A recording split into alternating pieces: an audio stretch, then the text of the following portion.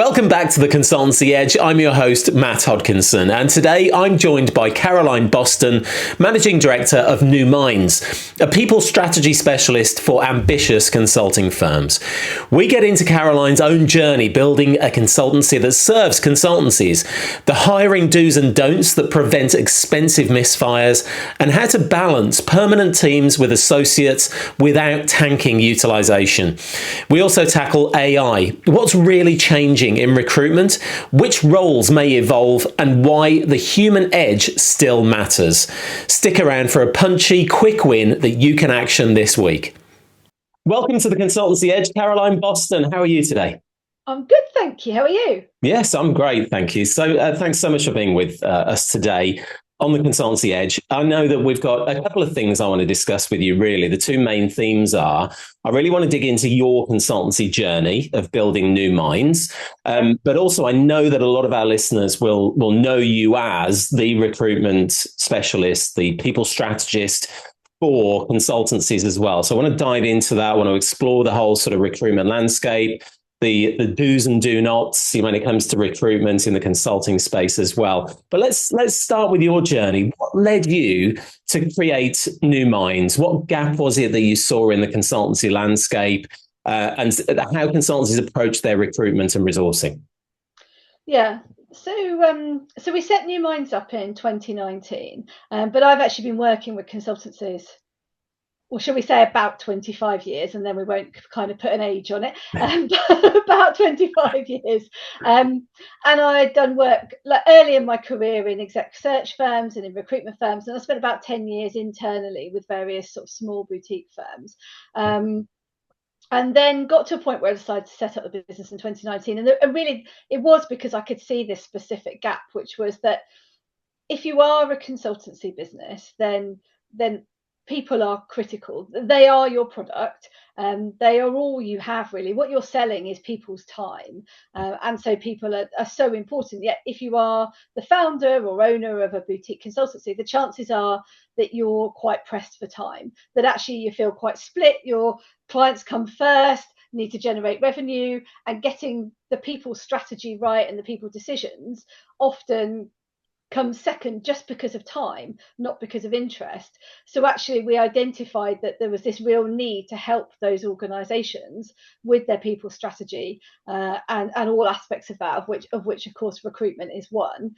And I think it was compounded by the fact that I've done work in recruitment agencies before, and don't get me wrong, many of them do a great job, but the model is quite different in that what they're set up to do really well is source candidates, but work quite remotely from the business. Yeah. And actually, what we could see was that sometimes an agency might present what they believe to be a strong candidate, but if they're not really embedded in that business and understanding what the business needs in terms of its culture, in terms of its capability, how best to assess those candidates, how best to represent the business to those candidates, the risk is that that could go wrong. And so the model that we have at New Minds is to work essentially as an extension of our clients' teams, where we're very closely embedded in the business and can help them make decisions that are entirely linked to their own business goals.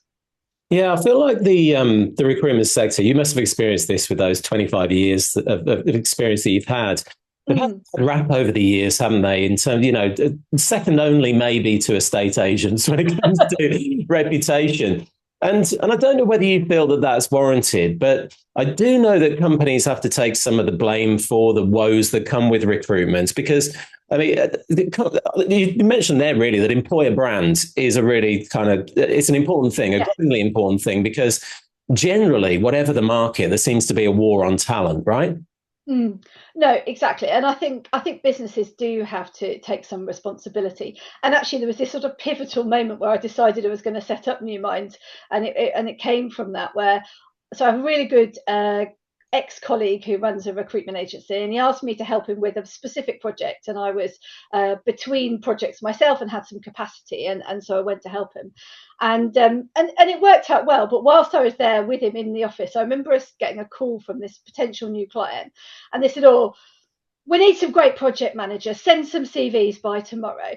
And I said, it'd be great to find out more about what you're looking for. What we'd like to do is come and meet you and find out more about the business and really make sure that we can provide, good quality people. No interest in that, they said. Just pop some CVs across and we'll let you know. And I said to them, I'm really sorry, but I can't help you on that basis because you're not setting me up to do a good job.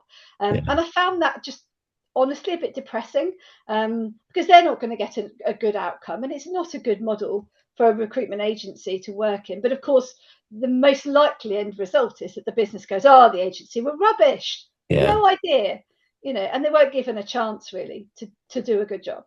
And how do you address that now, Caroline? Because you must still come across that attitude towards recruitment, that it is a bit of a, and also, I mean, we will get on to the AI topic because I know that that's starting to factor into, candidate sort of selection and what have you. But how are you addressing those attitudes with employers now towards that need to be more collaborative, to dive deeper into the needs of the business before just going out and sourcing CVs from wherever?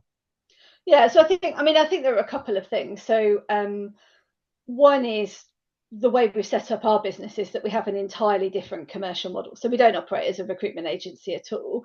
And organisations that work with us have to make a commitment. So there's a level of commitment and risk on both sides.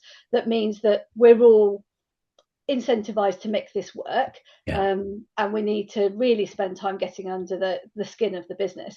But I think what we spend a lot of time doing is working with organizations to help them understand good candidates will always have options, even in a difficult market.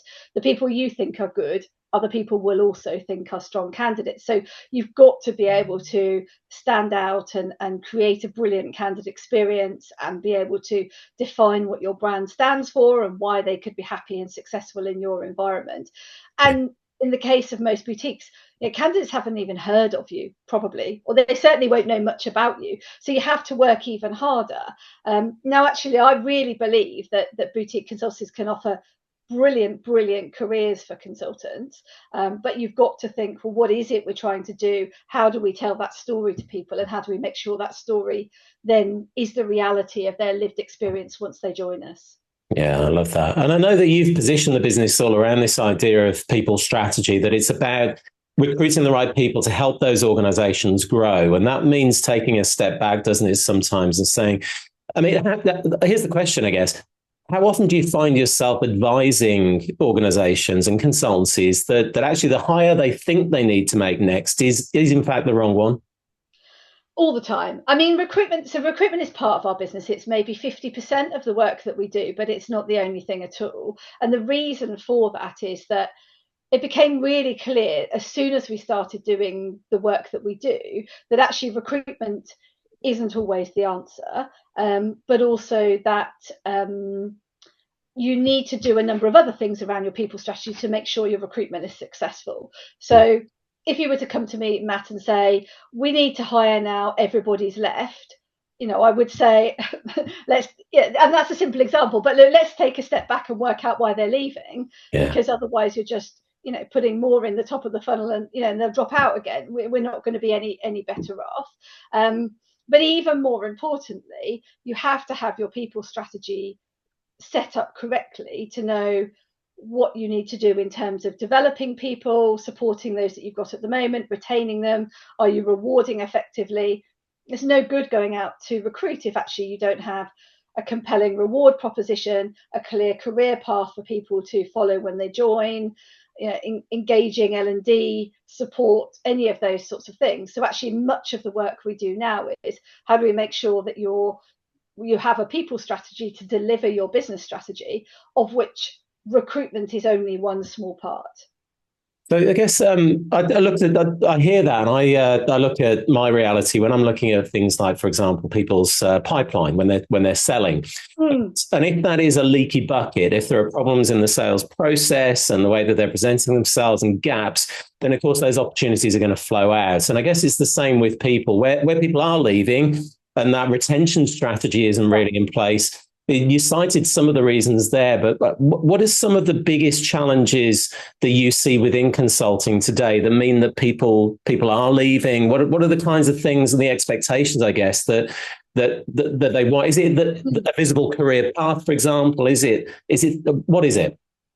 So the career path is absolutely one of the main ones. So we do a lot of work where we help organisations do employee surveys or support them on things like exit interviews, and a lot of that data tells us that the thing that is most important to people is to have a visible career path, clarity on how they can progress, what's expected of them to get to the next grade, how are they going to be supported to get there, and what should they be working on themselves. And if you haven't got that then it will be a real challenge, and people will leave. And I think the reason for that is that the things that make a really, really good consultant are drive, curiosity, wanting to uncover problems and find out what's next. And if you can't feed that within your own organization by giving more and better and more interesting work and new challenges and so on to people, then they will look somewhere else to find those things. So Yeah. you've got to have those in place. And we always ask people in employee surveys, do you know what you need to do to get to the next grade? And you would be astonished by how often individual employees within the business say it's not clear. And as a business leader, you would say, of course, we want great people to stay. Of course, we'll support their careers. But the truth is, they want to understand how, what, when, and feel like they can be, I guess, taking a level of control over their own destiny by focusing on the right things to develop on and so on. Yeah, that makes perfect sense.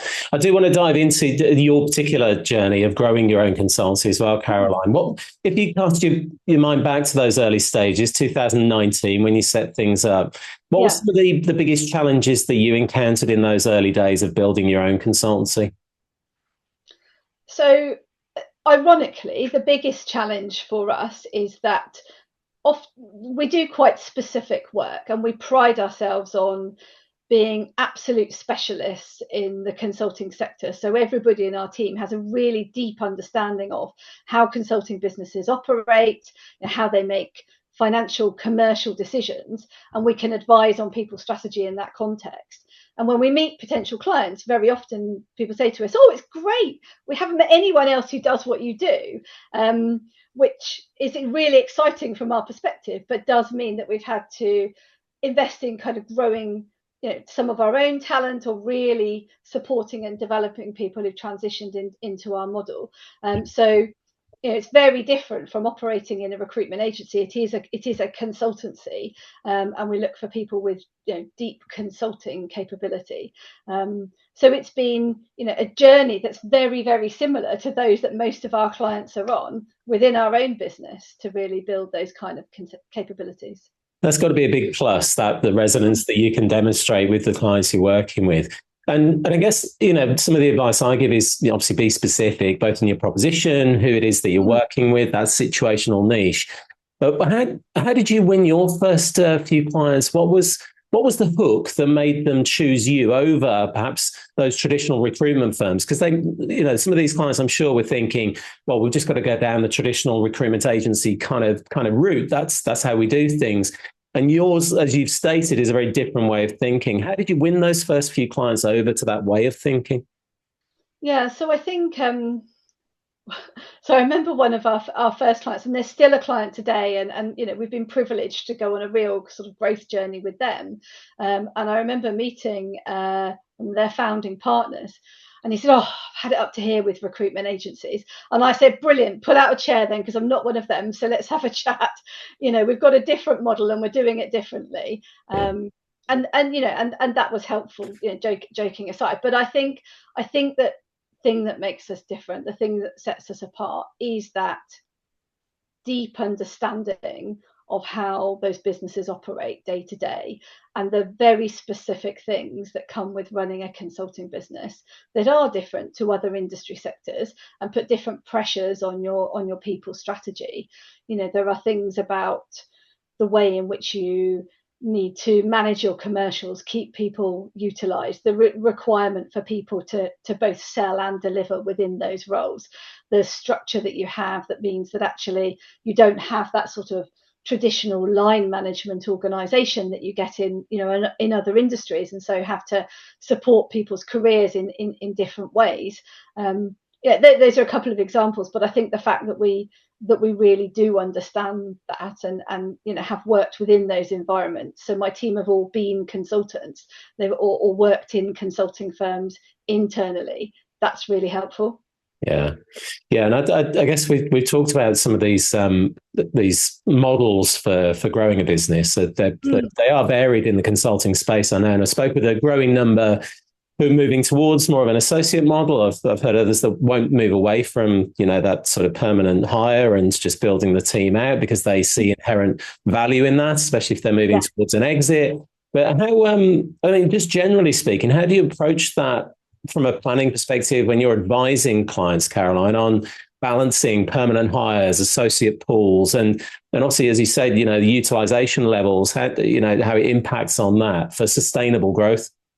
Yeah, no, I mean, it's critical, and those sort of resourcing decisions and how you structure your team absolutely sit at the heart of how you can manage performance within the business and how successful you can be. So the majority of firms that we work with have something of a mixed model, and that is generally what I would consider. Now, the blend of permanent and associate will be different in terms of those ratios for different firms, but I would suggest always that a blend is helpful. So you want to avoid those scenarios where you've got people sitting on the bench that you just can't keep busy. Equally, a full associate model can come with some level of risk in terms of the amount of knowledge and capability that you're keeping internally. But also, I think, particularly when it comes to account management and account growth, ideally you want to have your key client accounts anchored by permanent employees who have a vested interest in growing out those accounts and representing your business to the client. And so there are some roles that absolutely lend themselves to be permanent. Likewise, it's often sensible if you have a requirement for a sort of junior layer, and that might be a sort of analyst layer doing analysis work, or it might be more of a kind of PMO capability. Generally, what you want is sort of low cost, profitable juniors that are very versatile. And if you can employ a cohort of those that you could essentially put on to any engagement because of their flexibility, that will work better than associates for those roles. Otherwise, if you need a subject matter expert in something specific, you would absolutely be better having that as an associate, because the truth is you probably can't keep them busy most of the time. Yeah. And then actually they would be on the bench. Yeah, absolutely. I think that's been. I mean, as we're recording this in October 2025, the reality is that a lot of consultancies have, seems to be, as you and I were speaking about before the feast and famine sort of situation. There are those that are absolutely thriving and really winning in a number of different areas, and others that are really going to the wall, and without putting it too lightly. So, yeah. I mean, what are you seeing in terms of hiring behaviours at the moment? Do you find that, because we talked about that associate pool, I think the reason I've seen it creeping in and becoming more prevalent and coming across in a lot of the conversations I'm having is because that bench is such an unpredictable beast now. The utilisation is so unpredictable, and no matter how watertight your deals and contracts with clients, quite often there are some real big surprises coming at firms at the moment. Yeah, no, I think that's right, and like you, I'm sure, I've seen ups and downs in the economy through my career, but this has undoubtedly been a challenging time. And I think the thing that characterises it for me is just this sort of feeling of uncertainty. So, people are struggling to manage their pipelines because decisions are being pushed out further and further by clients, who in turn are feeling nervous about making the decision and pushing go because we don't really know what's over the horizon, what is going to happen from a sort of macroeconomic perspective. And so, that just makes it much more difficult to make some of these sort of workforce planning decisions. So, yeah, I think in those circumstances, then actually having that blended model of being able to call upon associates can be really useful. And the truth is also, some really good people who are very capable at delivering really great consulting work have unfortunately found themselves being made redundant, and it's not necessarily a reflection of their skill set. Yeah. So there are some really great people that you could engage as associates at the moment. Yeah, and I guess that's one thing to point out, because one of the things that, and again, not labeling you with the recruitment agency label, as we know, but one of the areas in which they seem to fall down historically and had a really bad reputation around was this idea that the client was always the champion, and the candidate was almost like a second class citizen in terms of their focus, in terms of how they were nurturing that talent as agencies and maintaining that pool. But I guess what does make a great hire, Caroline? Again, if they're looking for those great associates, those great permanent hires, how should firms be approaching that hire to make sure that they are getting the unicorn that I'm sure they're all expecting and hoping for? Yeah, no, I like that. And I'll be honest with you. So the thing that we get asked for most often is unicorns. Honestly, every business comes to us and say, all we need is a unicorn. So we've become quite good at unicorns, but actually it's not really a thing, you know. So what makes a great consultant is actually pretty consistent, regardless of the type of consulting work that you do. We know that there are some really kind of core traits that are demonstrated by people who are successful in consulting roles. I mentioned curiosity earlier, and it's so important. What essentially you're trying to do is uncover what the challenge is, and then unblock those challenges in some way. And so people who have that natural level of curiosity and desire to solve problems are typically better suited to consulting work than those who are not. People who build really strong client relationships that are based on trust and credibility and doing great work. Those things are really, really important too. People who can work in a level of ambiguity is critical. Often you're working in a scenario where the client perceives that the problem lies here and actually it lies over there, and trying to work that out. You need to be comfortable with the ambiguity that comes with that, but also the fact that you'll be working on a range of different things with different levels of information to set you up for success. Yeah. So some things are core, but actually a lot of it, in the same way that we did sort of mentioned earlier, a lot of it comes down to the business having real clarity on what it is that they are looking for and trying to achieve. So really understanding the type of work that they do and what's required to deliver that is important, and also being quite sort of self-aware of their own culture and the kind of people that will thrive in that or may not. Yeah.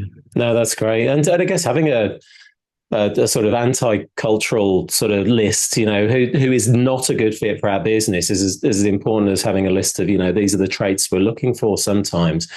What did you want? Yes and no. I would veer against anything that might go slightly down the sort of The red flag route. well, just there's a danger of bias if you say these types of people are not going to thrive here.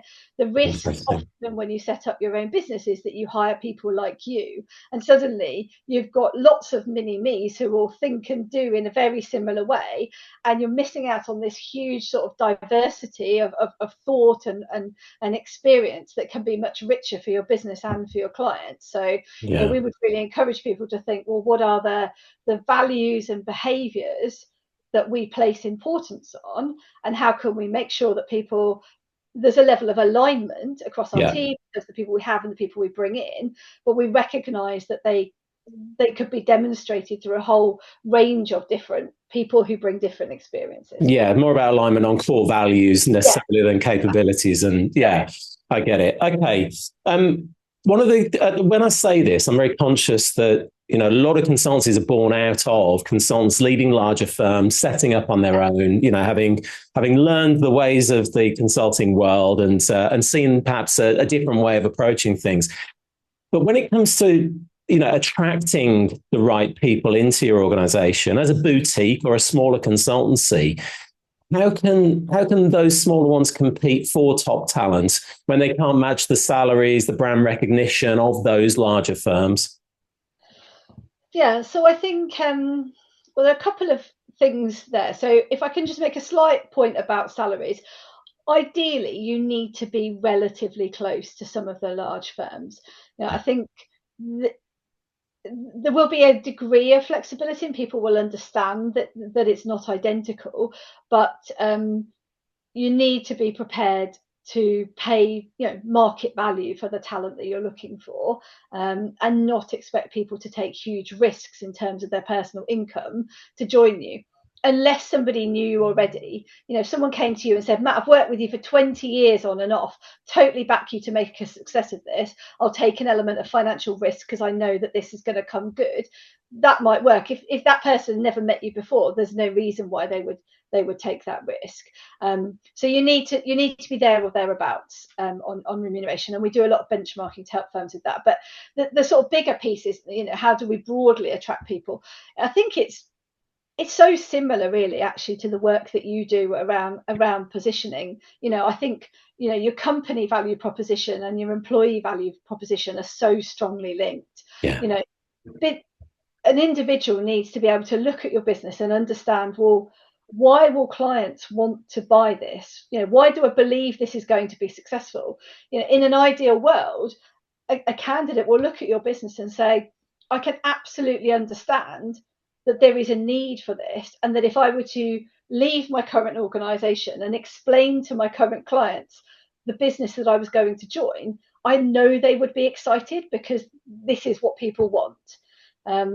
And if you can't really articulate why your work is needed, why it's different, why it's interesting, why it's going to provide a level of challenge, and people are going to be able to sell it, then it's really difficult to attract candidates to your brand. Now, of course, you need to do all these other things to make sure that your culture is right, your rewards are right, your work-life balance and support for people is right, your career progression is right, but that's the fundamental. And as those smaller consultancies and boutiques grow as well, and as they mature, how does organisational design sort of change the landscape and feature there, particularly around the mix of delivery, leadership, and those support roles? Are you seeing anything really changing in a big way as consultancies get to a certain size? Yeah, I mean, it does change and it doesn't, which is not a particularly helpful answer, I appreciate. But look, it does.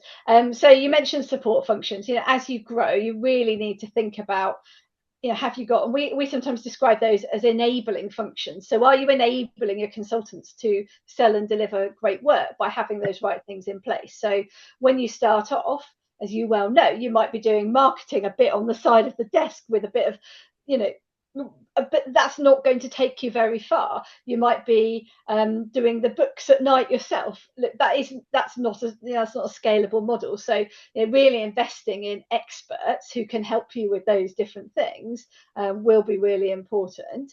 So that's one element of it.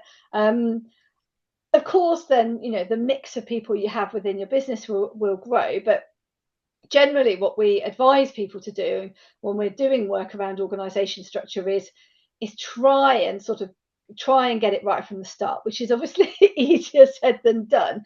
But often what happens is you hire a number of people who you knew to do jobs. We need someone to run projects, we need this person to do this, and suddenly you look around, haven't really got a career path to offer these people because they're in jobs not a clear pathway for development, or this isn't scalable. So really, if you can think about what your organization is going to need in terms of how you're going to sell and deliver, if you're 10, 20, 30 people, and then think about that from the outset, you will save yourself a lot of challenge down the way, for sure. Yeah, great. We talk about those support roles. One of the things that's impacting on those lower level sort of roles within consultancy, we know, is AI. And it is, we talk about it on pretty much every episode. I'm particularly interested to hear how it's impacting, when it comes to recruitment, cultural and organizational kind of factors as well.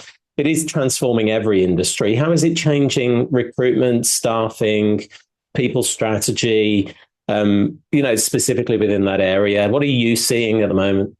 Yeah, so, well, I mean, it's interesting and very sort of current for us. We're in the middle of a piece of research, actually, which is very interesting, where we're interviewing senior leaders from across a whole range of consultancies, so varying from very small to some of the largest consultancies, to understand how they're actually using AI in their workplaces. Because like you, we read all these things, consultancy is dead. Nobody will need a consultant anymore.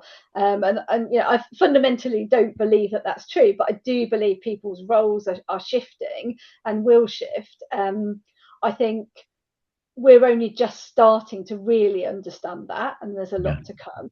So, there will be certain activities and tasks that are undertaken by people within consultancies that now will be done by AI.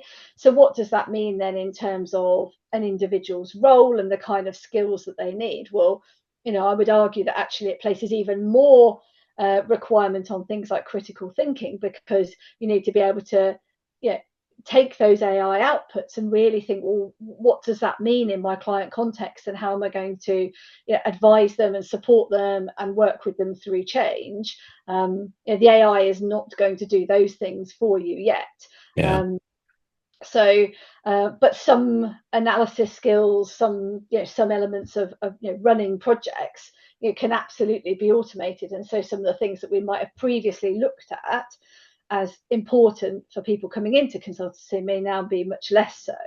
And then there's this whole impact on career paths and workforce planning. So if, for example, we conclude that of our juniors we need fewer, we're hiring not so many graduates, for example, because the same number of people can actually get to the same outcome supported by AI. Well, are we still supporting those people to grow them into the managers of the future? And what do managers need to be able to do? Do they now need a skill set that involves managing people who have much more of their work done using AI? So how do we support and develop them in that regard? How will we sell work in the future? I can't see a scenario where that will change really radically in the next couple of years, but it's very hard to know. So you still need to be nurturing the skills that will put people on that path for the moment, but we don't quite know what that's going to look like in 5-10 years. So the research is interesting, and seeing different levels of maturity across the industry. I would say, spoiler alert, the truth is the main theme so far is not quite sure yet. Lots to be thought about, but are we really seeing the immediate impact and positive impact in terms of how we're delivering our work and ROI on that to varying degrees? My own feeling is at the moment, and this might be what you mean by that, we don't really know, is that it's an augmentation at the moment rather than a replacement, because I think the technology is not quite there, but we never know what model is going to drop next week and what its capabilities are going to be, right? Yes. Yeah, no, absolutely. And I think we don't know how people are going to want to use that information either. So let me give you an example. A lot of the work that many of our clients do is supporting organizations through some sort of transformation. Now, the AI might help us get much closer to certainly analysing the data and understand where we might be making improvements. They might help us organise how we should make those improvements and what should be done. What we don't know yet is if I were to come to you, Matt, and say, now we're going to work in a different way, and we've got new processes, or we're reorganizing our team, and that's going to impact your role, how will you feel if you receive that information via AI? Or would you still rather be supported and coached through that quite significant change by a human being? I suspect for the moment, still the latter is likely to be more effective, because we place value on those kind of relationships. Now, that could change enormously, but I don't see some of those, that humanity going entirely. Yeah. And when it does, when part of your work does come back to, again, hiring and adding to the team, what are you seeing from an AI perspective when it comes to the recruitment process? Because I'm hearing, of course, a lot of candidates are using AI to, create, augment, optimize their CVs and what have you, using AI in the recruitment process, first off to filter CVs and to distill those down to the cream of the crop, even seeing AI performing interviews with candidates over video, to again filter down. And I guess there is this this delegation, towards AI in order to just, protect time of the leadership and even those in permanent sort of HR and recruitment roles. What are you seeing happening there? Is that an interesting sort of area to look into? Yeah, no, it is interesting, and I think, but I think it is important to look at some of this through the lens of the clients that you and I are working with, which are those boutique consultancies. And let's remember, that whole point around needing to kind of stand out and engage candidates, and so candidate experience is a really important element of that. So there's this sort of blend of efficiency combined with that sort of humanity point. So people want to work with great people, that culture, which is essentially the people that I'm working with, how I feel when I go to work each day, is the most important thing that people always ask us about when they're considering a new role. And it's very, very difficult to convey the culture of an organization through an AI interview, for example. So in an ideal world, you would use AI at the points where you can create some efficiency. As you say, that might be screening CVs or responses to questions or whatever it might be. But actually, we still see huge value in blending that with the right level of engagement. So, and certainly, so we run quite a lot of graduate schemes for boutique consultancies, and the feedback we get from the graduates is what stood out for this process is that quite early on, I got a really good sense of the people I would be working with. Yeah. I felt excited about that and a level of connection, whereas for some other processes, it just felt like a transaction all the way through. Now, you can do that if you're Accenture, because there will be enough people who want to work for Accenture and enough understanding of your brand. But if you haven't got that, then you do need to work a bit harder to really secure those great candidates. So I think just apply it in the most appropriate way based on the size of your business and the brand presence that you have. Yeah. But it's exciting in terms of some of the things that can be done to really streamline processes and get the most out of, therefore, the recruiter's time on those human connections.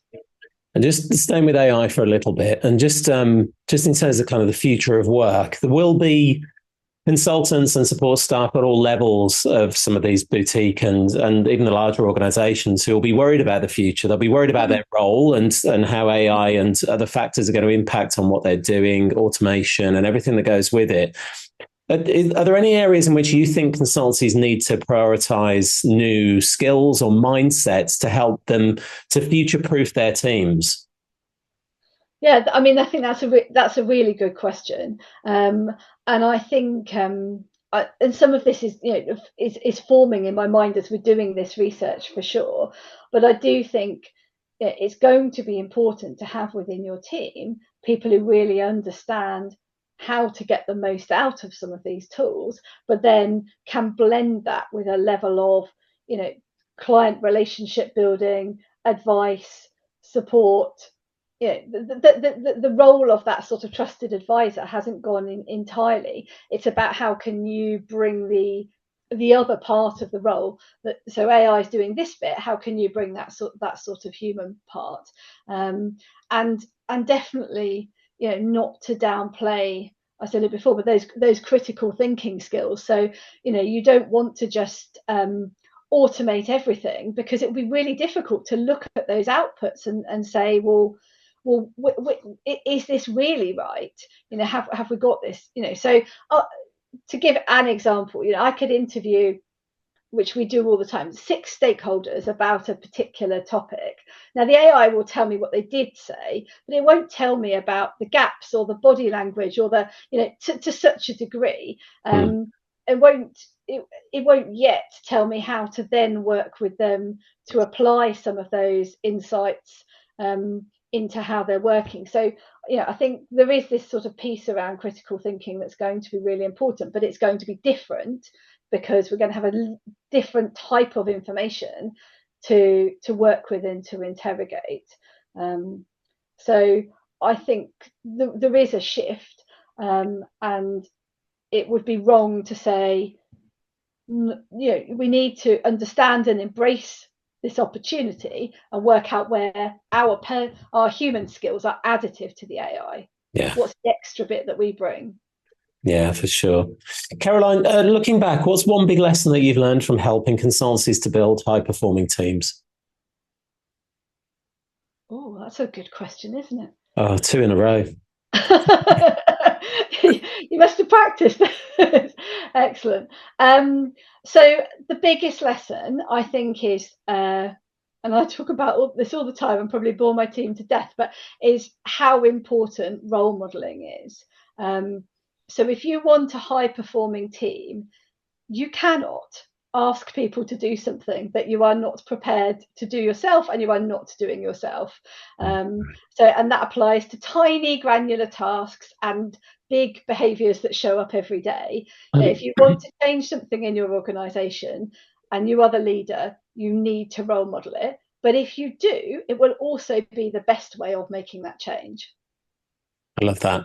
I love that. That's what true leaders do, isn't it? They're happy to step into the breach when required and wouldn't expect anybody to do anything they wouldn't do themselves. Exactly. And you want your team to take feedback better. Brilliant. Take some feedback from them then, and they'll see how that works, and they'll be much more prepared to do it themselves. And if you were advising a founder that's starting a new consultancy today, which, when it comes to roles, the importance of those roles in the early stages, maybe this is something you reflect on from your own journey. Which three roles do you think you would tell them to hire first and why? I think it would slightly depend on them knowing themselves and what they're really good at. So, you know, so it's not completely obvious because some people are great in one element, brilliant. Complement your capability and natural skill set with others who will bring the other parts of the jigsaw. That's the most important thing, I think. So there's a bit of self-awareness required, and yeah, no, it's really, really important because you can't do all of those things. But I think if you can start with some people who you really trust to lead client engagements and really can understand how to shape that engagement, manage it through the delivery, ensure the quality, so that you feel entirely confident that the client is going to get the promised outcome, then that as a leader frees you up to be spending more time on leading the business and clearly doing business development, because when you're just setting up a business, that you will need to be really thinking about that sales element.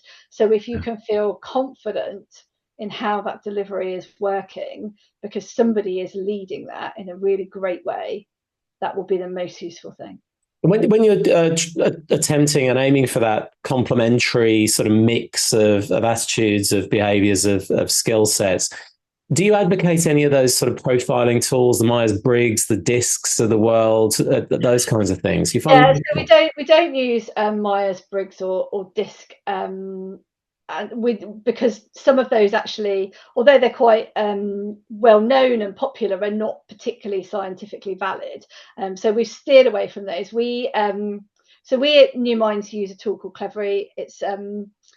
It's accredited by the British Psychological Society, so we know it's really robust in terms of its scientific evaluation, and we use it on all of our recruitment processes now. But we also use it a lot in our work with developing and supporting teams and supporting performance management. And what we've been able to do is build out a specific assessment based on what we know to be the core traits of a successful consultant, and based on a huge amount of data we've now been able to get across high performing cohorts from a range of consultancies, so that we can now assess for the behaviors and traits that suggest potential success in a consulting role. And then those are supported by a range of ability assessments, which are also really important. So it's a critical part of our toolkit. Fantastic. Caroline, we've reached the part where I ask our regular feature, snog, marry, avoid. You knew this was coming. So a snog is a quick win. What would you advocate any of our listeners implement in their business to make a real kind of step change in their approach? Okay, so it's not going to be quick ever to make a massive change, but my quick thing would be stop thinking of your people strategy as an addition to your business strategy. your people strategy is absolutely integral to delivering on your business strategy, and you've got to get them working in synergy. Your people strategy has to deliver your business strategy. Wonderful. A marry is something you absolutely couldn't live without in business. It's a permanent feature. What's that? Well, so this one made me laugh, Matt, because I think it's fairly well known. I do actually work with my husband, so he is my couldn't live without. And I said that to him whilst we were having lunch, and he said that's not a very good story that will really translate as recommendation to anyone else. And I said, well, no, but I think my recommendation is, so he does all of our finance and operations. He is far, far better at that than I ever was when I tried to do it by myself. I couldn't do it now because I haven't got capacity, but I'm actually not very good at it. So, the thing that you have to have is awareness of what you're not great at, and a good person to own that. And I would always say, have those finance and operational elements really well looked after so you can focus on the other things. But Mark's off limits, right? It's not available. Yeah, no, not available. Okay, and what's an avoid? Hopefully it's not the same person. No, so my avoid would be, and we talk about this all the time, avoid falling into the trap of thinking that hiring some sort of salesperson is going to radically transform your business performance and your revenue. So looking outside of the consulting sector to somebody who has sold phenomenal amounts in tech, for example, and trying to bring them into your business and thinking they will transform things. Consultancy is sold by people who understand the work that they're doing, who are really credible problem solvers that clients believe in, and so train your team to sell as part of their consulting role, and avoid the trap of paying an awful lot for somebody who probably won't succeed. I love that. Fantastic advice. Caroline, where can people connect with you? Where can they find you? So always on LinkedIn. I'm on LinkedIn all the time. So please look me up, or our website, new-minds.co.uk. Wonderful stuff. Caroline, so many golden nuggets today. Thank you so much for spending some time with us on the Consultancy Edge. Thank you so much for having me. It's a pleasure.